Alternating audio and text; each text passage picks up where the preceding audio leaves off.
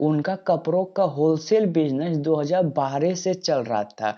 वो school uniform, sari और seasonal जो हो गया, सीजनल में लहंगा, सूट और सलवार, वही सब वो बेचते थे और सप्लाई करते थे बिहार के छोटे छोटे शहरों में। 2019 तक मंथली सेल्स 35 से 40 लाख रुपया। क्रेडिट साइकिल 60 से 90 दिन, सप्लायर को पेमेंट 30 दिन में देना था। बिजनेस दिखता था स्ट्रॉन्ग, पर अंदर से एक बड़ी प्रॉब्लम ग्रो हो रही थी।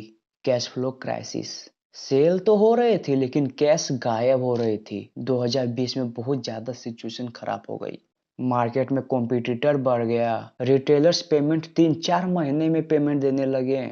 सप्लायर ने क्रेडिट साइकिल 30 दिन से घटाकर 15 दिन कर दी। बैंक ओडी लिमिट ऑलमोस्ट खत्म ही होने वाली थी। मतलब आप ये समझ लीजिए कि पीएल, प्रॉफिट एंड लॉस के हिसाब से प्रॉफिट बहुत ज्यादा हो रहा था, लेकिन जब बैंक में पैसा देखे, एक को रुपया नहीं बा। मतलब सिचुएशन इतना, मतलब जो दिखता है वो होता नहीं है। बस इसमें भी वही अप्लाई हुआ। एक टाइम ऐसा आ गया था कि स्टाफ सैलरी डिले करने पड़ी, सप्लायर ने माल रोक दिया, चेक बाउंस होने का चांस आ गया। बिजनेस टेक्निकली तो प्रॉफिट में चले थे, पर प्रैक्टिकली बंद करने के कगार पे आ गई थी। फिर राकेश से उसका सीए पूछा, मतलब इतना, मतलब सीए वो हायर पहले से किया था, तो उसके सीए ने पूछा कि सर आप प्रॉफिट देख रहे हो या कैश फ्लो। यहीं से उनको समझ आया डिफरेंसेस कैश फ्लो और प्रॉफिट में, कि भैया profit is not equal to cash. Cash flow business का ऑक्सीजन है। पहले focus cash flow, then focus profit. तो राकेश ने 6 मेजर स्टेप लिए। फर्स्ट, क्रेडिट पॉलिसी चेंज किया। पहले वो सबको 60-90 दिन का क्रेडिट देता था कि भैया आराम से एकदम पैसा लौटा, कोई दिक्कत नहीं है। लेकिन अब बोला भैया 1 महीना के अंदर पैसा लौटा, 1 महीना के अंदर। अगर 1 महीना के अंदर पैसा नहीं लौटाया तो भैया माल नहीं देंगे और ऊपर से इंटरेस्ट दुगना। और जो पुराने कस्टमर है उसको थोड़ा सा डिस्काउंट तो मिलेगा ना, मतलब 50% डिस्काउंट मिल जाएगा, वो अलग बात है। पता है रिजल्ट क्या हुआ? जो 3 करोड़ रुपया पहले से मतलब उधारी में था, अब वो घटकर 70 लाख हो गया। मतलब एक ही महीना में जो 3 करोड़ उधारी असूलना था, वो घट के 70 लाख हो गया। और भैया वो डिस्काउंट भी दिया कि अगर आप मतलब 1 हफ्ता के अंदर पैसा दे दिए तो आपको 2% डिस्काउंट मिलेगा। मतलब स्कीम चला दिया कि ताकि मतलब नुकसान भी ना हो और मौजो मतलब कामों निकल जाए। Second, inventory control. पहले वो क्या करता था कि मतलब 45 दिन का स्टॉक अपने गोडाउन में पहले ही रख लेता था, लेकिन अब वो ये गलती नहीं करता। वो बस 15-20 दिन का स्टॉक रखता है, ताकि देखते हो ना यार, अगर हम 45 दिन का माल स्टॉक गोडाउन में रखेंगे तो 30 दिन का माल मतलब डेढ़ ही है मेरे अकाउंट में, मतलब गोडाउन में, क्योंकि उसका कोई यूज नहीं हो रहा है। मतलब एक्स्ट्रा में स्टॉक रखा लेता है तो वो पैसा डेड है ना।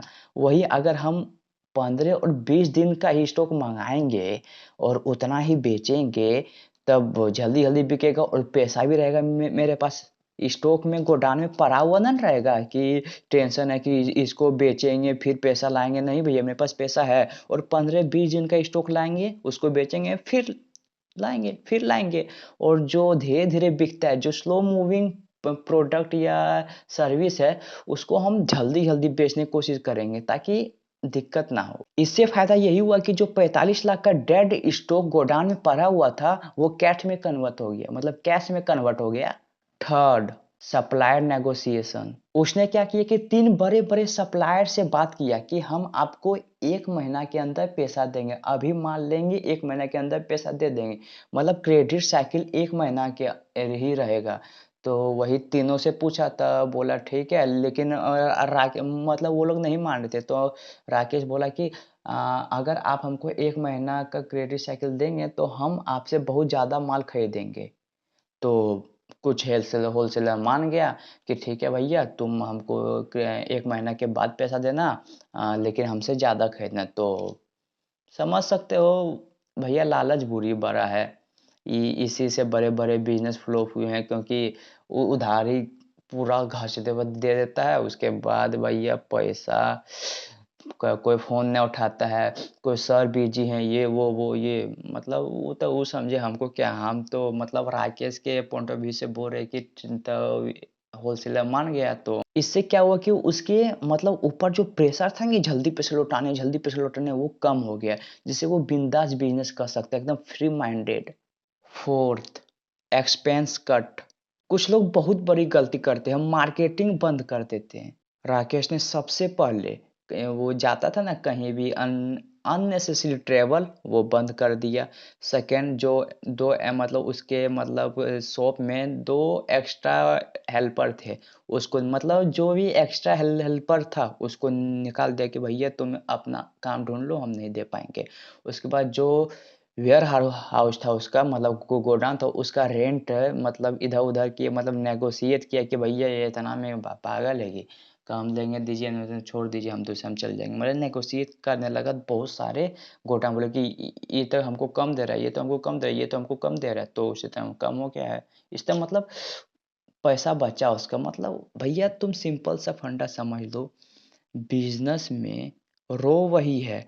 अब तुमको उसी रास्ता से खोद खोद कर तुमको पैसा निकालना है। तुम किसी तरह भी, तुम इधर घुसा के पैसा निकालो या उधर घुसा के पैसा निकालो, तुमको पैसा कहीं से भी निकालना है, मतलब निकालना है। यही बिजनेस है भैया।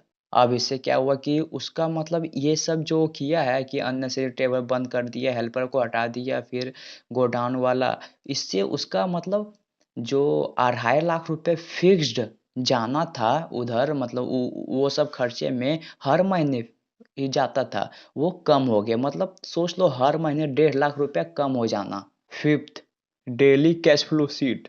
उन्होंने एक सिंपल एक्सेल शीट बनाया। कॉलम में opening case, expected receivables, expected payments, net position, कुछ इस तरह।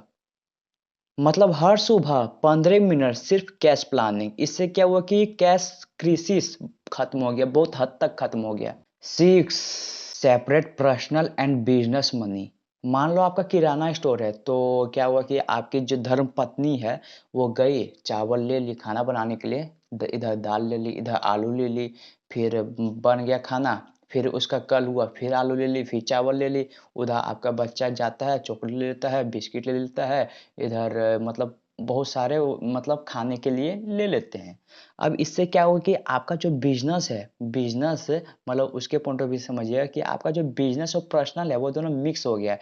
इससे आपको पता नहीं चल रहा है कि मेरा बिजनेस में कितना प्रॉफिट हो रहा है, कितना कैश फ्लो आ रहा है, जिससे कि आपको कुछ समझ नहीं आ रहा है और आपको मतलब चल रहा है जैसे चल रहा है, यही आप कर रहे हैं भैया। अगर आप ये दोनों को सेपरेट नहीं किए तब आप करें क्या कि आप घर में पहले देख लें कि कितना खर्चा हो रहा है, फिर घर का मतलब सामान है उसको बाहर निकाल दें कि ये लो तुम्हारा आज का मतलब इस महीने का किराया, अगले महीने का अगले महीने किराया देंगे। इससे क्या होगा कि घर में सब आपकी धर्मपत्नी, आपके बच्चे सब मेंटेन करके चलें कि नहीं भैया इतना ही सामान है और तो इसी के हिसाब से ही चलाना है हमको। इससे क्या होगा कि भैया डिसिप्लिन भी डेवलप होगा और बिजनेस भी ग्रो होगा।